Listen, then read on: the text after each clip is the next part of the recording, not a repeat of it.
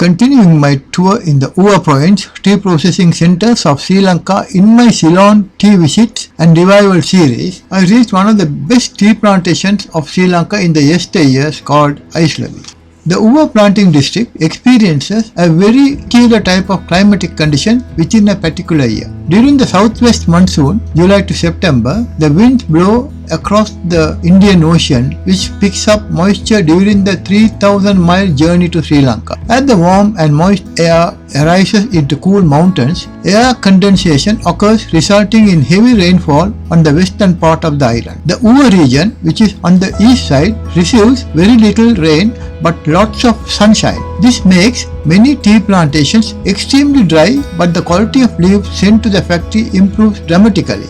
Aislaby tea plantation is about 5.6 km from Bandarawala on the Attampitiya road. One of its divisions, Malvatta, has been used as the name of the plantation company it belongs at present. Malvatta Valley is also known as the heart of Nuwara. Situated between 4,000 and 4,500 feet above sea level, therefore classed as high-grown Nuwara in the Bandarawala district, the estate is about 379 hectares, of which about 326 under tea, a medium-sized tea estate. The factory produces black tea through orthodox manufacture and specializes in flowery pekoe. Because it produces such fine tea, it has a wide demand around the world. The reason for this could be attributed to cooler temperatures, generally better soil conditions, more sunshine and less rainfall, causing bushes to grow more slowly, but the quality and flavor are concentrated on new tea leaves shooting up. Aislaby was one of the few estates established in the 1880s, a few years after tea industry began in Ceylon.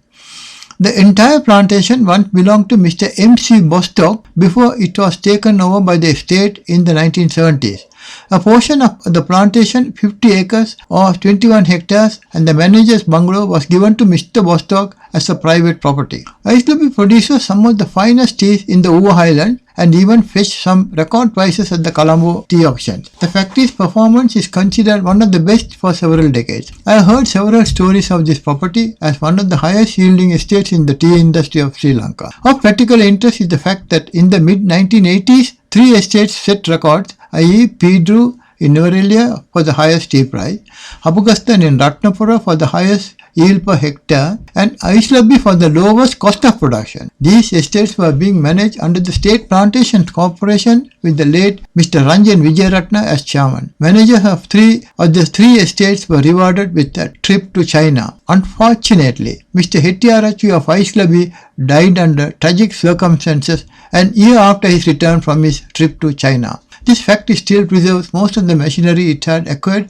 during the colonial days and has also added some state-of-the-art equipment for its production work. I can still recall that during my time as a young estate man, names like Bostock and Lushington were very popular and known beyond the Nuwara province.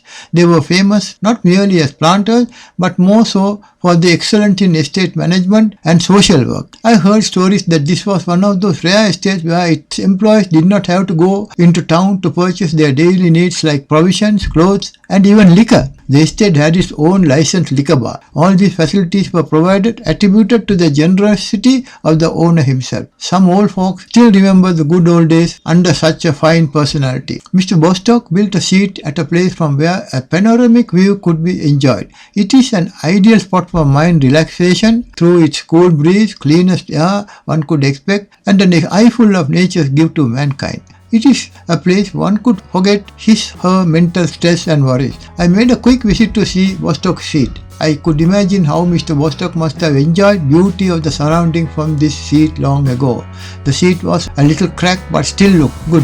Here I should mention that in the Nuwara tea plantations I visited, I found 3 estates where British planters of colonial days had erected such seats in them.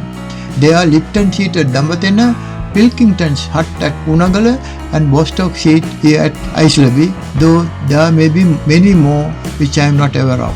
Those who have some knowledge of the tea plantation would know that tea plants can be propagated 2 ways. One through cuttings from mother bushes called vegetative propagation and the other through seeds from other plants known as the seedling tea. Due to various reasons, the replanting of tea areas is often through the VP method using high-yielding clonal tea cuttings. Aislaby is one of the few estates which still have certain areas planted with seedling plants, i.e. plants produced from tea seeds as opposed to vegetative propagation of clonal tea cuttings. I came across a lonely tea area with mother bushes bearing such seeds and look, the seedling area has been discontinued. Mother tea bushes grow as tall as any tall tree could grow and the existence in Sri Lanka's tea plantations has diminished. I met an old retired worker, Suppan Velan, who had many interesting stories to share with me. I am now 77 years old and my father arrived from India in 1925. My father used to always say that Aislaby factory was not built in one day. They started building it sometime in 1919 block by block. There was no road from the town of Nuwara Eliya, only a footpath through which all materials had to be carried by workers who were engaged in the daunting task. The factory was completed in 1936. From the time it started producing made tea, our people used to carry tea chests on their heads up to the place where bola carts used to be parked. Only carts which could go through the narrow paths were able to come up to the cart park. Plucked leaves from fields to factory had to be carried on the heads. I worked for 47 long years in the same factory and knew the place inside out. The estate had its own farms for poultry, cattle, and vegetables. We did not have to go into town for most of our needs. I remember, during the Second World War, rice was extremely scarce and we were provided with other grains such as whole wheat, cowpea, corn and karakan. These gave us strength to work. All the worker families were given a set of round stone grinders to grind the grains issued. They even gave us small garden plots to plant as much vegetation as we could.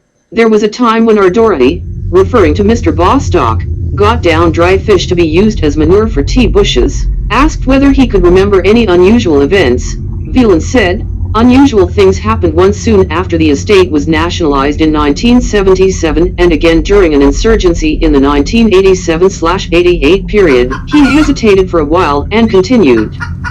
In 1977, we saw our Dorothy, Mr. Bostock, losing his estate and being given only a 50-acre block with his bungalow. It was sad for us as he was one of the best masters we have worked for. With a distant look in his eyes, he continued, during 1987-88, our Hettiarachci Dorothy was shot dead by some insurgents. Our Dorothy hoisted the national flag against the wishes of the insurgents and he was abducted by some people, stopped on the road near the factory, made him get down and run and then shot him. He was still in his sarong, a large 2/4 length of fabric wrapped around the waist, he used to wear while resting at home, when he was killed. That was a sad day to remember, he concluded. Aislaby keeps producing some of the best teas in Nuwara region, consumed throughout the world of tea drinkers. Aislaby is a place of nature lovers. Its exotic scene, especially from where Mr. Bostock selected to erect his concrete chair, undoubtedly inspires and rejuvenates human mind and body. Helping myself with a brief rest on the seat Mr. Bostock sat, I left the place with a feeling of satisfaction of seeing another place where British Raj had established their footprints.